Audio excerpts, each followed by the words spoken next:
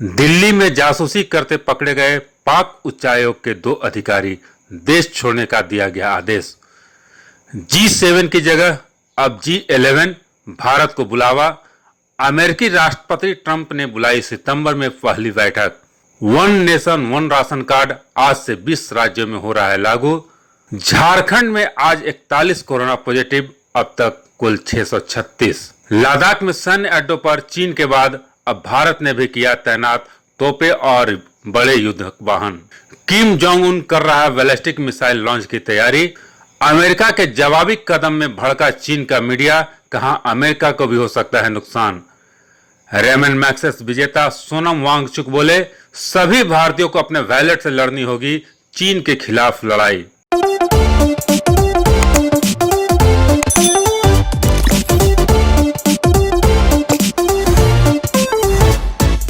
नमस्कार, मैं हूं विनय सिन्हा। आप देख रहे हैं द वर्ल्ड न्यूज 24 आवर। आज की खबर विस्तार से आरंभ करने से पहले आपसे आग्रह करते हैं कि यदि आपने हमारा चैनल सब्सक्राइब नहीं किया है तो लाल बटन को दबाकर बेल आइकन को दबा दें। G7 की जगह G11, भारत को भी बुलावा। अमेरिकी राष्ट्रपति ट्रंप ने बुलाई सितंबर में पहली बैठक। कोविड-19 के बाद जिस तरह से अमेरिकी राष्ट्रपति डोनाल्ड ट्रंप ने चीन के खिलाफ रुख बनाया है, उसका असर समूचे वैश्विक ताने बाने पर पड़ने की संभावना बलवती हो गई है। ट्रंप ने अब दुनिया में सबसे शक्तिशाली 7 देशों के संगठन समूह G7 को समाप्त कर उसकी जगह अब G11 बनाने का प्रस्ताव किया है। इस समूह में शामिल होने के लिए उन्होंने भारत को भी रूस, ऑस्ट्रेलिया, दक्षिण कोरिया के साथ साथ आमंत्रित किया है। चीन के साथ सीमा विवाद को उलझे भारत को यह फैसला करना होगा कि सितंबर 2020 में बुलाई गई इस बैठक में शामिल होता है या नहीं। आज से one nation one ration card प्रारंभ, 20 राज्यों में हो रहा है लागू। जाने कैसे मिल सकता है आपको फायदा। देश को 81 करोड़ लोगों को रियायती दर पर अनाज उपलब्ध कराने वाली महत्वाकांक्षी सरकारी योजना जन वितरण प्रणाली के तहत सोमवार यानी आज की तारीख काफी अहम है। इस देश के 20 राज्यों एवं केंद्र शासित प्रदेशों में one nation one ration card की व्यवस्था लागू हो जाएगी। वित्त मंत्री निर्मला सीतारमण ने हाल में 20 लाख करोड़ के आर्थिक पैकेज में यह घोषणा किया था कि मार्च 2021 तक देश के सभी राज्यों में यह व्यवस्था लागू हो जाएगी। खाद्य और सार्वजनिक वितरण मंत्री रामविलास पासवान ने ट्वीट कर इस विषय में जानकारी दी कि उन्होंने 81 करोड़ NFSA लाभुकों को देश भर में कहीं भी राशन प्राप्त करने की सुविधा मुहैया कराने वाली महत्वाकांक्षी योजना one nation one ration card Modi 2 की सरकार की महत्वपूर्ण उपलब्धि है।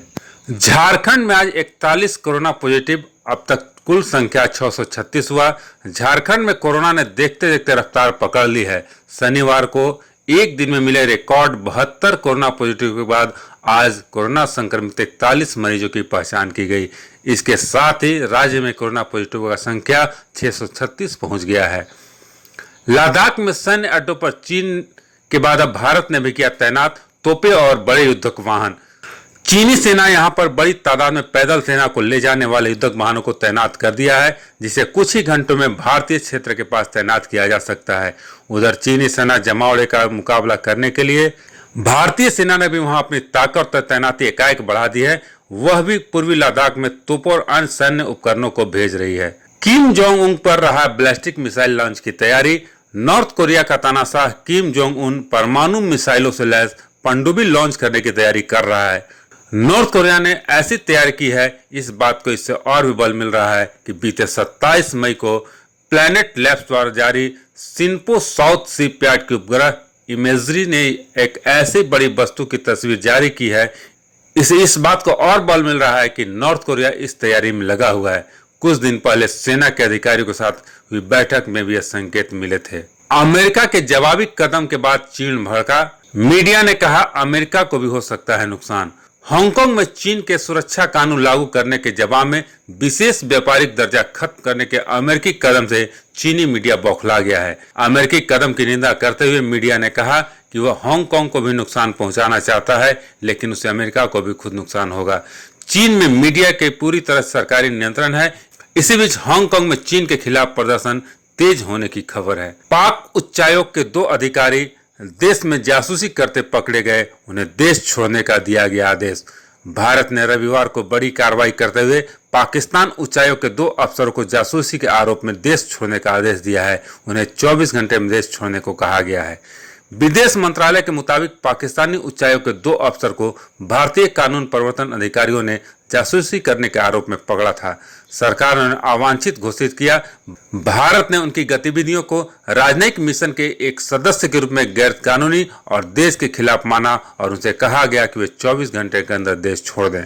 रेमन मैग्सेसे विजेता सोनम वांगचुक ने कहा कि भारतीयों को चीन के खिलाफ लड़ने के लिए अपने वैलेट का करना होगा उपयोग। लद्दाख में चीन भारत की तानातानी के बीच रेमन मैग्सेसे अवार्ड विजेता सोनम वांगचुक ने चीनी सामान के बहिष्कार का मंत्र दोहराया है। उन्होंने कहा, चीन के खिलाफ जंग में हर भारतीय एक सिपाही है और उसको मिलकर अपने वैलेट से चीन के खिलाफ लड़ाई लड़नी होगी। रविवार को जारी दूसरे वीडियो में उन्होंने साफ कहा कि हमारी चीनी लोगों से कोई दुश्मनी नहीं है। हम वहां की सत्ता की विस्तारवादी और शोषण पर आधारित व्यवस्था का विरोध करते हैं। चीन निर्मित वस्तु के बहिष्कार के सोनम वांगचुक की मुहिम का योग गुरु बाबा रामदेव ने भी समर्थन किया है। बाबा रामदेव ने ट्वीट कर कहा, उनकी चीन या वहां के लोगों को कोई दुश्मनी नहीं है, लेकिन देश के खिलाफ चीनी षड्यंत्र को रोकने के लिए उनके उत्पादों का बहिष्कार करना जरूरी है। आज अब हम अपना समाचार यहीं समाप्त करते हैं। आपसे निवेदन है कि यदि आपने हमारा चैनल सब्सक्राइब नहीं किया है तो लाल कलर के बटन को सब्सक्राइब को दबाकर बेल आइकन को दबा दें। यदि आप हमारे व्हाट्सएप ग्रुप से जुड़ना चाहते हैं तो मेरा मोबाइल नंबर 9905508228 पर अपना नाम एवं पता लिखकर भेजना न भूलें, जिससे हमारा वीडियो का लिंक आप तक सबसे पहले पहुंच सके। धन्यवाद।